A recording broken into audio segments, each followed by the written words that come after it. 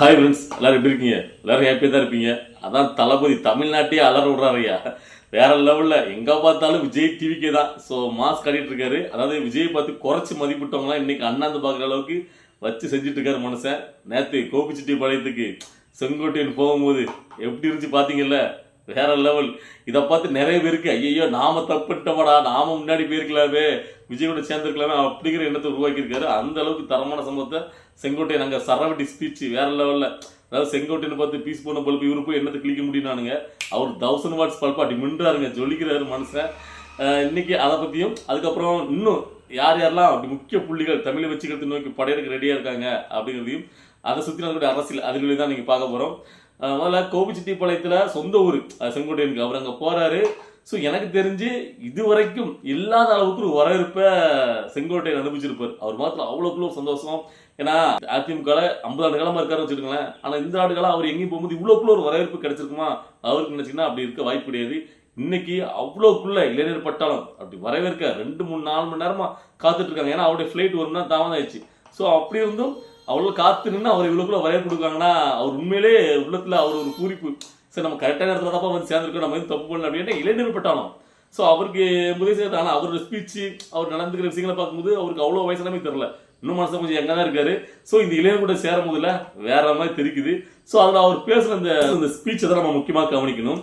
அதாவது எல்லாருக்குமே ஒரு கியூரியாசிட்டி என்னன்னு கேட்டிங்கன்னா, இப்போ செங்கோட்டையன் 50 வருட அரசியல் அனுபவம் உள்ள 80 வயது முக்கிய அவர் பார்த்தீங்கன்னா விஜய் அவர்கள் நேரத்து கட்சி ஆரம்பிச்சிருக்காரு. அந்த கட்சியில் போய் சேர்ந்து இப்போ தலைவர் விஜய்னு சொல்லணும். இது அவர் எப்படி கையாளுவார், எப்படி சொல்லும் போது எப்படி இருக்கும் அப்படிங்கிறத எல்லாரும் எதிர்பார்த்திருப்பாங்க. இதை வந்து குறிப்பாக பாண்டே கூட சொல்லியிருந்தாரு. இப்போ நாமளுமே அதை வந்து எதிர்பார்த்தோம். அதை லாபமாக பேசுறாரு மனுஷன். அதாவது என்னங்க ஆண்டவங்களே திரும்ப திரும்ப ஆளணுமா, புதுசா ஒரு புது உருவத்தை வரட்டும், புதுசா ஒருவருக்கு வழி விடுங்களேன், நான் அவருக்கு வழிகாட்டியா இருந்து போறேன். இதுக்கு முன்னாடி புரட்சி தலைவர் அவருக்கு தொண்டனா இருந்தேன், அம்மா அவருக்கு வழிகாட்டியா செயல்பட்டு இப்போ புதுசா தமிழத்தை ஆள வரக்கூடிய தமிழை வச்சுக்கிற தலைவருக்கு நான் வந்து உறுதியா இருந்து போறேன். அது இல்லாம எல்லாரும் சொல்றாங்க நீங்க அந்த கட்சிக்கு போறீங்களே உங்க தலைவரை பார்க்க முடியுமா அப்படின்ட்டு.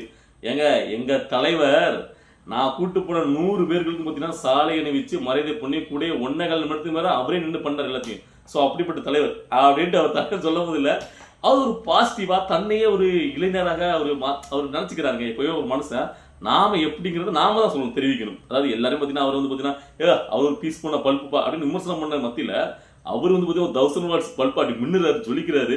அவர் வந்து அந்த இளைஞர்கள் பட்டத்தெல்லாம் பார்க்கும்போது இவரே பார்த்தீங்கன்னா ஒரு வயசு குறைஞ்ச இளைஞரா அவரே அதை ஒரு பாசிட்டிவா நினைக்கிறாரு. தலைவர் விஜய் அவர்கள் சொல்றதுல அவர் எந்த ஒரு இதுவுமே நினைக்கல. அவர் வந்து பார்த்தீங்கன்னா கிட்டத்தட்ட ஒரு ஆண்டுக்கு 500 கோடி ரூபா அதாவது சினிமா துறையில அவர் சம்பாதிக்க முடியும். அதை விட்டு மக்களுக்காக வராது, மக்களும் அவரை நோக்கி இயங்குறாங்க.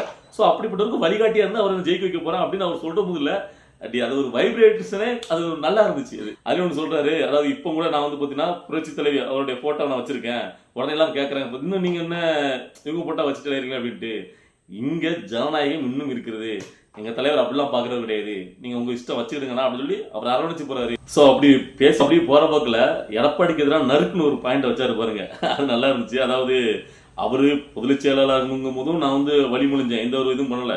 முதலமைச்சராகும் போது நான் வழிமொழிஞ்சேன். ஆனா கடைசியில என்னையே சும்மா அப்படிங்கிறதுக்குள்ள அடிப்படை உறுப்பினர் பதவியிலிருந்து ஒரு தூக்கி போட்டான் பாருங்க. அதாவது ஒருத்தர் நான் அப்படிங்கிற அகங்காரத்துல ஆடுனா ஆண்டவன் தான் அப்படிங்கிறதுல அடைக்க ஆடுவான் அப்படிங்கிறத ஒரு தெளிவா அந்த இடத்துல பதிவு பண்றாரு. இது முழுக்க இதை பார்க்கும்போது இல்லை, அதாவது தப்பு பண்ணிட்டே சிங்காரம் தப்பு பண்ணிட்டே அப்படிங்கிற மாதிரி டைலாக் தான் நமக்கு தோணுச்சு. அதாவது எடப்பாடி உண்மையிலே மிகப்பெரிய தவற பண்ணிட்டாரு செங்கோட்டையனை வெளியே அனுப்பி. ஆனா இது வந்து பாத்தீங்கன்னா தமிழை வச்சுக்கிறதுக்கும் தளபதி விஜய் அவர்களுக்கும் பெரிய ஒரு நல்வாய்ப்பு. அது யார் முடிவு பண்ணுறது, பிரபஞ்சமே முடிவு பண்ணுது தளபதி விஜய் ஜெயிக்கணும் 2026 அப்படிங்கிறத. ஸோ அதனால பார்த்தீங்கன்னா அந்த ஸ்பீச் வந்து பார்த்தீங்கன்னா செங்கோட்டையன் தெளிவாக அவர் வந்து பார்த்தீங்கன்னா அடிச்சு தூள் பண்ணிட்டேன்னு சொல்லலாம். அதாவது இப்போ செங்கோட்டையன் இங்கே வந்ததுனால தான் இவ்வளோக்குள்ள ஒரு பெரிய வெளிச்சம். இப்போ வேற எந்த ஒரு கட்சிக்கு போனால் கூட இவ்வளோக்குள்ள ஒரு பெரிய வெளிச்சம், இப்படி இளைஞர் கூட்டம் மக்கள் கூட்டம் இவ்வளவு செல்வாக்கு அப்படிங்கிறது கண்டிப்பாக ஆனால் சரியான ஒரு முடிவு எடுத்திருக்காரு செங்கோட்டையன். இப்போ இவர் கிடைத்த இந்த வரவேற்பையும் பார்த்துட்டு நிறைய பேருக்கு வந்து பார்த்தீங்கன்னா நாம இதுக்கு முன்னாடியே போயிருக்கலாமோ, நாம தப்பு பண்ணிட்டோமோ அப்படிங்கிற எண்ணம் ஒருத்தருக்கும் உருவாகும். அதாவது தமிழை வச்சுக்கிறது நோக்கி வரணும்னு நினைச்சிட்டு இருந்தவங்க அவங்களுக்கு அது கண்டிப்பாக தோணும். சரி ஓகே, இப்போ இதுக்கப்புறம் தமிழ் வச்சுக்கிறது நோக்கி படையெடுக்க போறவங்க யார் யார் அப்படின்ட்டு அது எல்லாருக்குமே பரவலாக சில பேர் தெரியும். அதாவது ரொம்ப நாளாக வந்து பார்த்தீங்கன்னா பிடிஆர் தியாகராஜன் இருக்காரு டிஎம்கேல உள்ளவர், அவருக்கு வந்து பார்த்தீங்கன்னா அங்கே ஒரு சரியான மரியாதை இல்லை. அவர் வரப்போறாங்க நியூஸ் போய்கிட்டே இருக்கு, அதுவே பற்றி நிலுவையில் இருந்தே இருக்கு. ஸோ அவரு பார்த்தீங்கன்னா வர்றதுக்கு உண்டான முயற்சிகள் இருக்குங்கிறது ஒரு அனுகூலம் சொல்லிட்டு இருக்காங்க. ஆனால் இது எல்லாமே பார்த்தீங்கன்னா நம்முடைய அனுமானத்தை தெரிவிக்கதான், இது வந்து நடக்குதா இல்லையான்னு தெரியாது. அதாவது ஒரு அதிருப்தியில் தமிழை வச்சுக்கிறதுல நம்ம போகணும் அப்படின்னு நினைக்கக்கூடியவங்க. ஓகேவா? இன்னொருத்தர் யாருன்னு கேட்டிங்கன்னா ஓபிஎஸோட மகன் ரவீந்திரநாத். அவர் முன்னக்கூட்டியே பார்த்தீங்கன்னா அச்சாரம் போட்டார். ஆனால் ஏன் தெரியல இங்கே வரைக்கும் அப்படியே ஒரு இதாகிட்டு இருக்கு. அவர் விஜயபால் தான் மேக்ஸிமம் எல்லாரையும் தடுத்து அப்படியே வச்சுட்டு இருப்பான்னு நினைக்கிறேன், யார் யாரும் சேர்க்கலாம் அப்படின்ட்டு. ஓபிஎஸ் வர்றதுக்கான இது வந்து பார்த்தீங்கன்னா கொஞ்சம் கம்மியாக தான் இருக்குது. ஏன்னா அவர் வந்து பார்த்தீங்கன்னா வர்றதுக்கு தெரில. டிடி தினகரன் பார்த்தீங்கன்னா கண்டிப்பாக கூட்டணி, ஏன்னா அவர் வந்து பார்த்தீங்கன்னா தலைமைச் செயல்பட்டு அவர் கூட்டணி வைக்க அதாக இருப்பார். ஸோ இப்படி முக்கியமான புள்ளிகள் இதில் வந்து பார்த்தீங்கன்னா பாமக அன்புமணி ராமதாஸோடைய பேட்டி சமீபத்தில் தான் பார்த்தோம். நீங்கள் வந்து பார்த்தீங்கன்னா கூட்டணி கூட யார் கூட்டணி போகும்போது அவர் சொல்கிற விஷயங்களுக்கு நம்மளால் புரிஞ்சிக்க முடியுது. அது விஜய் அவர் கூட அவர் கூட்டணி வைப்பாருங்கிறது ஒரு எல்லாருக்குமே தெரியுது அவர் அன்னைக்கு பேசுறதை பார்க்கும்போது. அப்புறம் தேசிய முற்போக்கு திராவிட கழகம், அதாவது பார்த்தீங்கன்னா பிரேமலதா விஜயகாந்த் அவர்கள் கடைசியில் தான் நம்ம வந்து தீர்மானிக்கணும் அப்படிங்கிறதுல எல்லா பக்கமும் பார்த்தீங்கன்னா இங்கே போகலாம் அங்கே போகலாம் எல்லாருக்கிட்டையும் வர மாதிரியே ஒரு அனுபவத்தில் இருக்காங்க. அவங்க தெளிவுலையும் அறிவிக்கலை.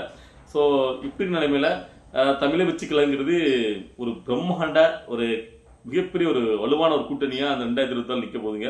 அதில் எந்த ஒரு மாற்றுக்கிறதும் கிடையாது. இவர் வந்து விஜய்லாம் என்ன பண்ணிடுவார், எத்தனையோ பேர் ரசிக கட்சி ஆரம்பித்தாங்க. ஏன்னா போயிட்டு அடுத்தாப்புலேயே கட்சியை கழிச்சிட்டு அவங்க கூட போய் சேரலையா, இவங்க கூட போய் சேரலையா, தோற்று போகலையா, இதெல்லாம் அப்பப்போ வரதான் செய்வாங்க. அதெல்லாம் ஒரே எம்ஜிஆர் தான் அப்படின்னாங்க. ஸோ எம்ஜிஆர் ஒருத்தர் தான், ஆனால் விஜயும் ஒருத்தர். ஏன்னா நான் வந்து விஜய் அவர்கள்ட்ட ஒரு நம்பிக்கை வச்சு அவருக்கு நான் சப்போர்ட் பண்ணிருக்கேன்னா அது ஒரே காரணம் தான். விஜய் வந்து பார்த்தீங்கன்னா அவ்வளோ சீக்கிரத்தில் வந்து பார்த்தீங்கன்னா ஒரு முடிவு எடுக்க மாட்டார். அவ்வளோ ஈஸியாலாம் பார்த்தீங்கன்னா சொதப்புற காரணம். ஏன்னா அவர் வந்து பார்த்தீங்கன்னா ஒருத்தரை பற்றி நம்ம இவ்வளோ ஆண்டுகளாக அவர் சினிமாவில் பார்த்துட்டு இருக்கோம். ஒருத்தருடைய பேச்சை கவனிக்கும், ஒருத்தவங்களுடைய அவருடைய ஹேபிட், அவங்களுடைய நடந்துக்கிறத அவங்க முகத்தில் எல்லாருக்கும் தெரியும்ல. ஸோ ஒருத்தவங்க எப்படி இருப்பாங்கன்ட்டு. ஒருத்தங்க சில பேர் ஜஸ்ட் லைக் எடுத்தாங்க ஒருத்தங்க சில விஷயங்களை பண்ணுவாங்க. சில பேர் பார்த்தீங்கன்னா ரொம்ப ஆணித்தரமாக இருப்பாங்க, அவ்வளோ பேச மாட்டாங்க. ஆனால் அவங்க வந்து பார்த்தீங்கன்னா ஒரு விஷயத்தை முடிவெடுத்தாங்கன்னா ரொம்ப தீர்க்கமாக செய்ய நினைப்பாங்க. ஸோ அப்படிப்பட்ட ஒரு இடத்துல தான் பார்த்தீங்கன்னா விஜய் அவர்கள்.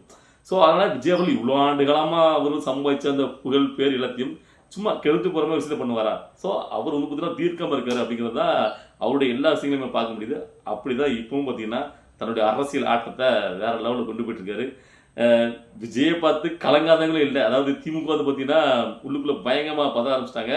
ஏன்னா விஜய்க்கு எதிராக அந்த சைடு பார்த்தீங்கன்னா உதயநிதி தான் களத்தில் இருக்கிறதுக்கு அவங்க முடிவு பண்ணிட்டாங்க, அடுத்த முதல்வர் அப்படிங்கிறது தான். ஸோ இப்போ அதுக்கு எதிராக பார்த்தீங்கன்னா விஜயை பார்த்து ஒரு சூடு போட்டு ஒரு பாட்டு கூட ரெடி பண்ணி விட்டாங்க அவர் குதிரையில் வர்ற மாதிரி. ஸோ அது எல்லாம் பார்த்தீங்கன்னா மக்கள்கிட்ட எடுபடலை. ஏன்னா எப்படி எடுபடும்? ஸோ அதனால் அவரை வந்து எதிர்க்கணும், ஏதாவது பண்ணணும்ட்டு ரொம்ப வந்து பார்த்தீங்கன்னா யோசிக்கிறாங்க. ஆனால் அந்த மக்கள் செல்வாக்க அவங்களால ஒன்றுமே பண்ண முடியல. ஆக்சுவலாக இப்போ வந்து இதில் அதிமுகவும் கை சேர்ந்துடும். இது வரைக்கும் அதிமுக கை சேராமல் இருப்பாங்க. இப்போ திமுகவும் அதிமுகவும் ஒன்றா சேர்ந்து விஜயாவில் எதிர்க்க பார்ப்பாங்க. ஏன்னா அதிமுகவிலே சரிவு. ஏன்னா செங்கோட்டையன் வந்துட்டாரு, இன்னும் முக்கியமான அமைச்சர்கள் போகிறாங்க போது அதிமுக வந்து பார்த்தீங்கன்னா அப்படி நிலை தடுமாறிட்டு இருக்கு. அதிமுக மிக பலவீனமாக போயிட்டு இருக்குது. விஜய் அவர்கள் சொன்ன மாதிரி தெளிவாக வந்து பார்த்தீங்கன்னா டிஎம்கேக்கு ஒரே மேட்ச் டிவிக்கே தான் அப்படிங்கிற மாதிரி, அதாவது 7 இடத்த பிடிச்சிட்டாருன்னே சொல்லலாம். அதாவது பார்த்தீங்கன்னா டிசம்பர் மாதம் முடியினாலாம் அது வந்து உறுதியாயிரும். ஸோ நல்லா இருக்கு. அதாவது பார்த்தீங்கன்னா இப்படி ஒரு ஆட்டம் தான். அதாவது பார்த்தீங்கன்னா ஒரு மனுஷன் இப்படி கட்சி ஆரம்பித்து கிட்டத்தட்ட 1.5 வருடத்திலே இப்படி ஒரு அரசியல் மாற்றத்தை ஏற்படுத்த முடியுமா அப்படின்னு கேட்டிங்கன்னா வேற யாருக்குமே சாத்தியம் கிடையாது. விஜய் மட்டும்தான் சாத்தியம். ஏன்னா அந்த அளவுக்கு மக்களுடைய அன்பை சம்பாதிச்ச ஒரு மனுஷன். இது எல்லாருக்கெல்லாம் கிடைக்காது. சினிமா துறையில் நீங்கள் வேற யாரையும் கம்பேர் பண்ணீங்கன்னா இது வந்து நடக்காது, சாத்தியமே கிடையாது. ஆனால் விஜய்க்கு மட்டும் தான் சாத்தியமா இருக்கு. ஸோ அது எந்த அளவில் ஒரு வெற்றி வாய்ப்பு பெறப்போல 2026 அப்படிங்கிறது தான் பார்க்கறது ரொம்ப ஆர்வமா இருக்கு. இப்போ ரொம்ப அதாவது இப்போ செங்கோட்டை நீங்கள் வந்த உடனே அப்படியே அக்கறையில, அதாவது எனக்கு விஜய் அவர்கள் மேலே பார்த்தீங்கன்னா நண்பர் மேலே ஒரு தனி மரியாதை இருக்குது, பிரிவு இருக்குது, பாசம் இருக்குது. ஆனால் அவர் வந்து கொஞ்சம் கேர்ஃபுல்லாக இருக்கணும். இதுக்கு பின்னாடி பாஜக இருக்கலாம், சங்கிகள் இருக்கலாம். ஸோ ஏன் எதுக்கு அவர் எங்கே போய், அதாவது நீங்கள் முழுக்க அவங்களுடைய திராவிட கூட்டணி திமுக கூட்டணியில் முட்டை கொடுத்துக்கிட்டு விஜய் விமர்சிக்க ஆரம்பிச்சுட்டு இப்போ என்ன திடீர்னு பாசம் அக்கறை. ஸோ இவருக்கே ஒரு யோசனை வருது. அதாவது இவங்க பின்னாடி இருக்கக்கூடிய மக்கள் இருக்காங்களா, திருமாவளவன் பின்னாடி இருக்கக்கூடிய மக்கள் எல்லாருமே இளைஞர்கள் பாதிக்கு மேலே வந்து பார்த்தீங்கன்னா விஜய் கட்சியில் போயிட்டாங்க. இன்னும் பார்த்தீங்கன்னா அந்த ஒரு அதிருப்தியில் இருக்காங்க அவர் பின்னாடி இருக்கவங்க. இவர் என்ன சும்மா பார்த்தீங்கன்னா திமுகவுக்கு முட்டை கொடுத்துட்டு இருக்காரு. இப்போ எதுக்காக கட்சியாளங்க என்ன நோக்கத்து, எப்படி சீமானவர்கள் தடம் மாறி போறாரோ அதே மாதிரி திருமாவளவனும் தடம் மாறி போறதா அவர் பின்னாடி இளைஞர்கள் அவங்களே உணர ஆரம்பிச்சிருக்காங்க. ஸோ அதனால தான் அவருக்குமே பார்த்தீங்கன்னா நாமளும் மிஸ் பண்ணிட்டோமோ, அவங்க இவ்வளோக்குள்ளே விரும்பி கூப்பிட்ட போது நம்ம பேர்க்கலாமோ அப்படிங்கிற எண்ணம் தோண ஆரம்பிச்சிருக்கு. இது அவருடைய பேச்சிலே நம்மளால் கணிக்க முடியுது. ஆனால் தமிழை வச்சு கழகம் திருமாவூரில் சேர்க்காம இருக்கிறதே நல்லது. ஏன்னு கேட்டிங்கன்னா இந்த கூட்டணி இப்போ வலுவான கூட்டணியாக இப்போ எல்லாமே மாறிட்டு இருக்கு. இந்த சமயத்தில் அவரை இணைச்சிங்க அப்படின்னா அது ஒரு மக்கள் நல கூட்டணியாக மாறிடும். ஸோ யாருமே நேரத்தான் நம்ம அதை பற்றி விமர்சனம் பண்ணோம். ஸோ அதனால் தமிழை வச்சு கழகம், அதாவது உங்களை நம்பி முதல்ல வந்தாங்கல்ல, இப்போ செங்கோட்டையன் மாதிரி முதல்ல இருந்தே உங்களுக்கு ஆதரவு தெரிவிச்சுட்டு இருக்கு டிடி. ஸோ இப்படி ஆட்களை நீங்கள் சேர்த்துக்கிட்டா நல்லது. திருமாவளவரில் இதுக்கப்புறம் ஒரு வாரம் தெரிஞ்சு கடைசி நேரத்தில் அவரை சேர்த்துக்கிட்டிங்கன்னா அது கடைசியில் மக்கள் நல கூட்டணியாக மாறிடும். தயவு செஞ்சு அதை எடுத்துடாதீங்க. ஸோ இப்படியே நீங்கள் போயிட்டு இருந்தீங்கன்னா ஆரோக்கியமாக இருக்கும், நீங்கள் வந்து வெற்றி பெறலாம். ஸோ இதான் என்னுடைய ஒரு கணிப்பு. ஸோ இதை பார்க்கும்போது நண்பர்கள் உங்களுக்கு எப்படி தோணுச்சு, நீங்கள் என்ன நினச்சிங்க, நான் பேசுறதுல கரெக்டாக இல்லையா அப்படிங்கிறத உங்களுடைய கருத்துக்களை கமெண்ட்டில் பதிவு பண்ணுங்கள். நம்ம அடுத்த வீடியோ பார்க்கலாம். பாய்.